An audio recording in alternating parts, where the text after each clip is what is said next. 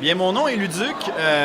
Je suis reporter, youtubeur je traverse les conventions à travers le Québec afin de pouvoir faire la promotion de celle-ci. Je fais des vidéos sur le web, dans le fond.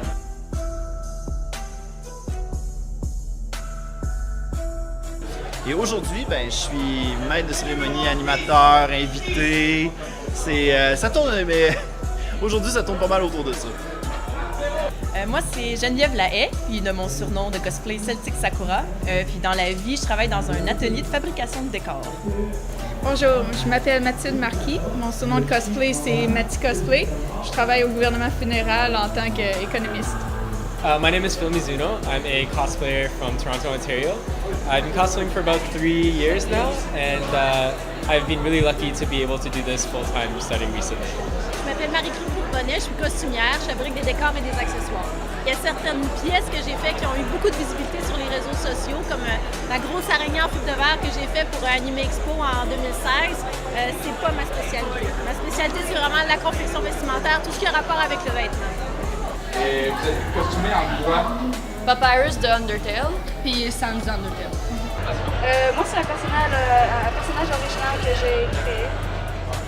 Moi, c'est un personnage que j'utilise dans des grandeurs nature et dans un camp de vacances médiéval.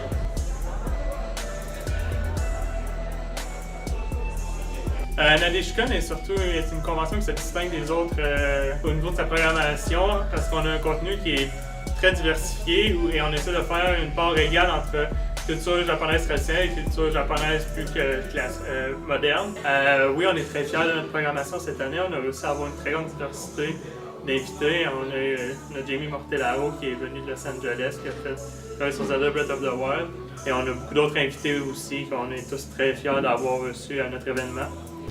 My name is Jamie Mortellaro, and I'm a live-action director that started doing voiceover directing and also motion capture. And I got the project to direct Zelda Breath of the Wild, and I was very fortunate to do that. And I've been working with Nintendo for many, many years. And when I got that project, I cast it and directed it, and when Prince Sidon's role came up, I had mentioned to the client I have a few people that I think would be great at it, and the client said, we really want you to do it. And I was a little reluctant at first, but they're very close friends and very good people, and they said, we really want you to do it, and that's how I got that role. Pardon the entrance, but you're a Hylian, aren't you? I was hoping perhaps you'd have a moment to talk. Qu'est-ce que vous pensez des cosplayers? Moi, je trouve ça vraiment fantastique, le fait de voir que les gens se donnent à fond sur un costume. Parce que ceux-ci veulent refléter à la perfection leur propre personnage, veulent devenir ce personnage-là pendant une journée.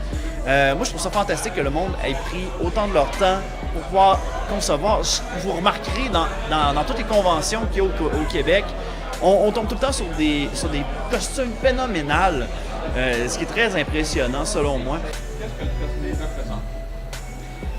Ben pour moi, c'est une façon d'exprimer de l'art, c'est la créativité, le travail manuel, faire vraiment une création. Puis j'aime aussi le côté de porter le costume, un peu le roleplay qui vient derrière tout ça.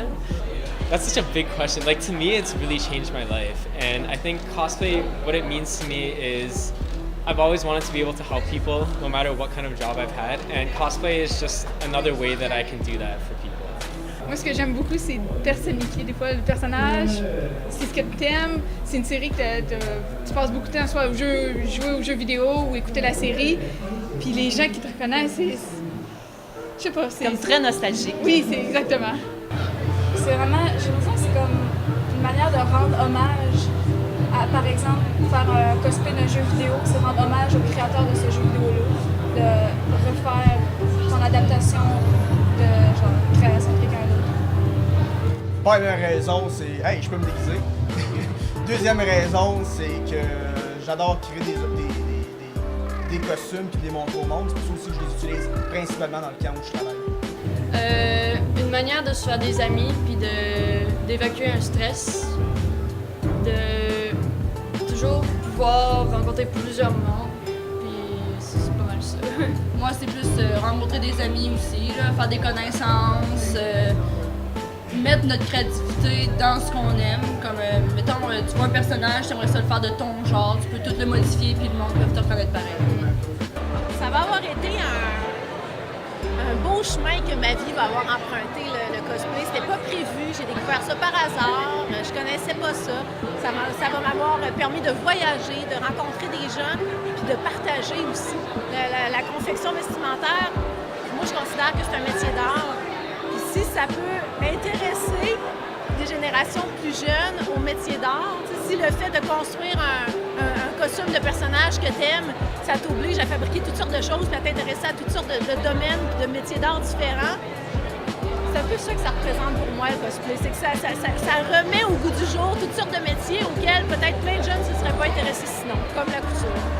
Moi, je trouve que c'est quelque chose qui est très positif pour la culture geek, la culture cosplay. Ça permet à des gens qui, normalement, vont juste se limiter à écouter des animes, à parler entre eux. Ça leur permet à aussi utiliser le côté manuel, à être débrouillard, à être créatif. Maintenant, on vit avec... on a devant nous un genre de phénomène qui est en train d'évoluer, qui est la conception, qui est la communauté cosplay, qui permet de se démarquer. Donc, quand c'est rendu que le cosplay devient un sport, qu'il y a des compétitions à travers le monde, je parle du World Cosplay Summit, c'est très impressionnant. On remarque que c'est pas juste un passe-temps que tu vas... j'ai un petit 2 minutes, je vais faire ça, je vais faire tel costume. Non, non. Ça demande la détermination, ça demande du temps, ça demande du travail. Donc, les personnes qui font ça, je les admire. Je les admire sérieusement.